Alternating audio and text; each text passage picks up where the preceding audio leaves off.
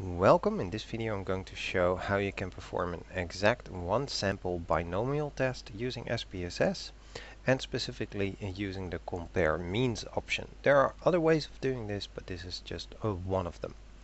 I'm using SPSS 28 if I'm not mistaken, and I have as an example data some student statistics, some SS file name, which is some survey among students about a particular course. The one that I'm interested in is gender, because that's in this survey was two options only, and what we can do is analyze, then compare means, and then select the one sample proportion.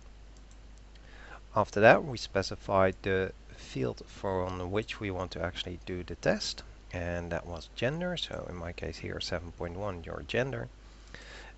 Define success. You can actually specify that yourself in different ways. I'm just going to say the last value.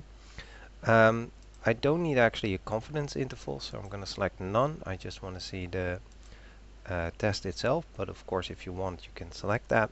And under test I'm selecting the exact binomial and don't want to see the other ones. The test value is 0.5 because I'm expecting it to be 50-50 and want to see if it's significantly different from that. Continue and click on OK, and in the output you get your results. You'll see the number of successes, the number total number of samples. The proportion in this case was about 74%. The observed test value, which was about 24%. And then the asymptotic standard error. We have a one-sided p-value and a two-sided, and the two-sided is the one that I'm interested in.